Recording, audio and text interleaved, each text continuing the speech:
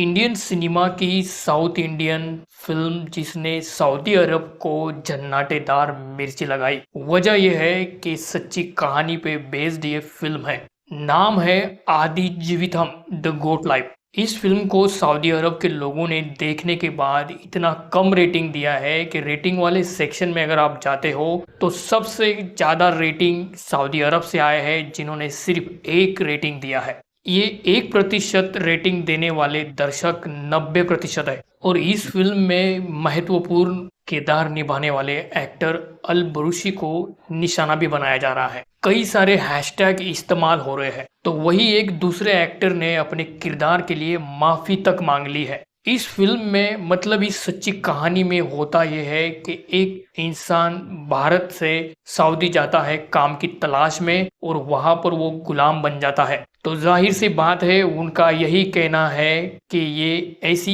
Image दिखा रहे हैं जो गलत है। लेकिन इस फिल्म में दिखाई गई ये कहानी दोस्तों सच्ची है। तो क्या है ये कहानी, जानते हैं। नमस्ते दोस्तों, मेरा नाम अनुराजा है और आप अपने इस फेवरेट चैनल में आज ये ऐसी दास्तां आप देखेंगे जो आपके दिलो दिमाग को हिलाकर रख देगी। सब्जेक्ट पुराना है, कहानी पुरानी है, लेकिन फिल्म नई है जो नेटफ्लिक्स पर रिलीज हुई है, जिस फिल्म को आप वहां देख भी सकते हो। ये कहानी शुरू होती है नजीब मोहम्मद नाम के शख्स से। साल 1993 नजीब केरला से था। वहां पर मेहनत मजदूरी कर रहा था। वहां से कई सारे ऐसे लोग थे जो खाड़ी के देश सऊदी जा रहे थे और पैसा कमाना चाहते थे। तभी नजीब को भी एक एजेंट मिला। उस एजेंट ने नजीब को कहा कि वो उन्हें सऊदी में एक सुपरमार्केट में सेल्समैन की नौकरी दिला देगा। नजीब तो तुरंत ही तैयार हो गया। उसे केरला से मुंबई ले जाया गया, वहां से उसका वीजा बनवाया गया।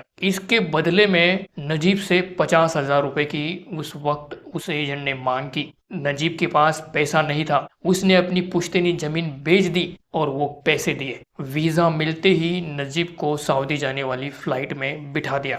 नजीब सऊदी पहुंचा। वहां एयरपोर्ट पर उसे एक शख्स मिला। वो शख्स उसे एयरपोर्ट से 2 दिन की यात्रा पर लेके गया। तभी नजीब को समझ में आ गया था कि कुछ न कुछ तो गड़बड़ जरूर है। नजीब को तभी एक सुदूर रेगिस्तान के इलाके में ले जाया गया और वहां पर उसे काम पे लगा दिया। अब काम क्या था?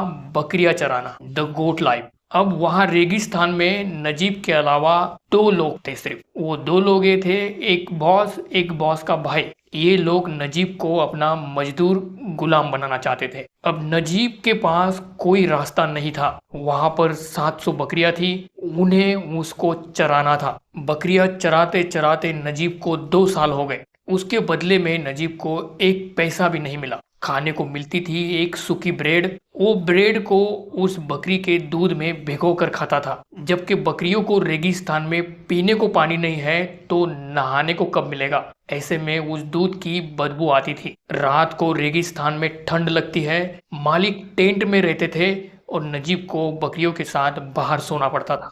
पहनने के नाम पे एक ही कपड़ा लबादा दे दिया गया, जिसे उसने 2 सालों तक पहना। नहाने का तो कोई सवाल ही नहीं।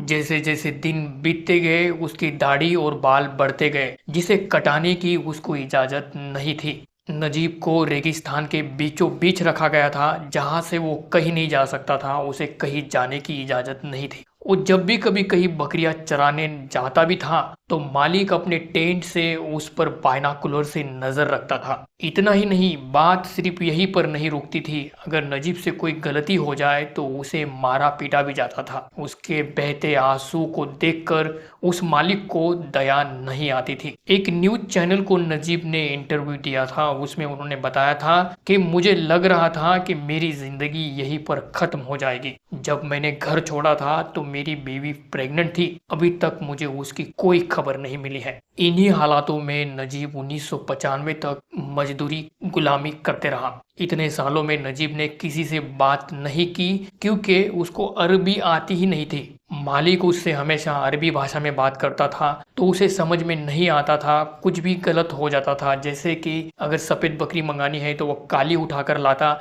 और इसके बदले में उसको मार पड़ती। अब नजीब हमेशा सोचते रहता, रात भर दिन भर कि कैसे उसे मौका मिलेगा और कब वो वहां से भाग जाएगा। तभी एक रात को मालिक टेंट में सोया था और उसका जो भाई था वो भी उस दिन वहां पर नहीं था।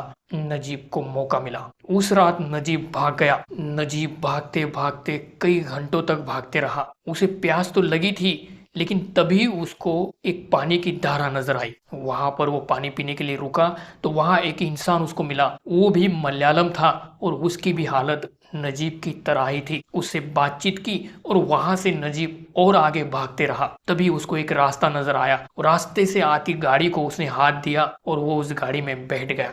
वो गाड़ी नजीब को रियाद लेके गई। वहां रियाद में उसे एक रेस्टोरेंट मिला जो मलयालम था। उसमें उसने खाना खाया और वहां से उसने कपड़े पहने। नजीब के कुछ जान पहचान के लोग रियाद में थे। नजीब वहां से उन लोगों के पास पहुंचा, उनसे मदद मांगी। अब दिक्कत यहाँ पे ये आ रही थी कि नजीब के पास ना तो पासपोर्ट था और ना ही वीजा था। जो भी उसके डॉक्यूमेंट्स थे, पासपोर्ट वीजा सहित, उन लोगों ने जब्त करके रखे थे। ऐसे में नजीब ने खुद को पुलिस के हवाले कर दिया। वो 10 दिन जेल में भी रहा, लेकिन वो आज़ादी की जिंदगी से जेल की जिंदगी उसको बेहतर लग रही थी। यहाँ खाने को पीने को सब कुछ था, सोने को बिस्तर भी था। कुछ दिन जेल में बिताने के बाद वहाँ की पुलिस ने उसकी स्थिति को समझा और उसको वापस इंडिया भेज दिया। जैसे ही नजीब अपने घर पर पहुंचा तो अपने बेटे को देखकर उसका खुशी का ठिकाना नहीं रहा। बेटा अब उसका 2 साल का हो चुका था। आगे चलकर नजीब दूसरी नौकरी करने लगा। यहाँ पर तो नजीब की कहानी कंप्लीट हो जाती है, लेकिन यही से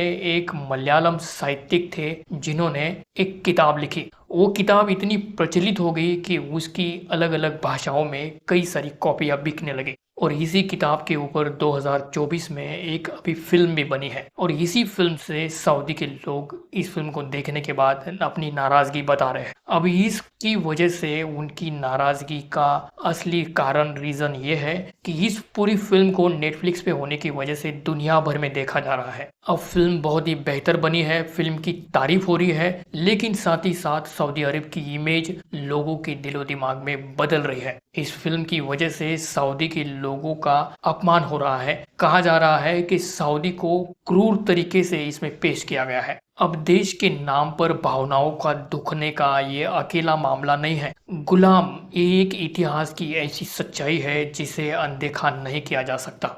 1957 में सऊदी अरब के किंग सऊद अमेरिका दौरे पर गए थे। इस दौरे पर वहां पर बहुत ही ज्यादा हंगामा हो गया था, क्योंकि किंग सऊद के साथ जो भी बॉडीगार्ड चल रहे थे वो उसके गुलाम थे। किंग ने उन लोगों को गुलाम बनाकर रखा था। अभी हम ये बात जानते हैं कि इंसानों को गुलाम बनाकर उनका इस्तेमाल करना एक लंबा इतिहास रहा है। 19वीं सदी तक ब्रिटेन और अमेरिका जैसे देशों में गुलामी थी, जबकि 1860 में ही इंग्लैंड में एक कानून पास किया था जिसमें गुलामी को इलीगल बताया था। और वही 1865 में अमेरिका में भी इसको गुलामी को कानूनी तौर पर मान्यता मिलना बंद हो गया, मतलब इलीगल माना जाने लगा। लेकिन सऊदी अरब में 1962 तक गुलामी की मान्यता मिली हुई थी, लीगल था। अफ्रीका से लोगों को मिडल ईस्ट में लाया जाता और ये गुलामी की प्रथा लंबी हजारों साल पुरानी थी। मतलब ये मानो कि एक बड़ा व्यापार होता था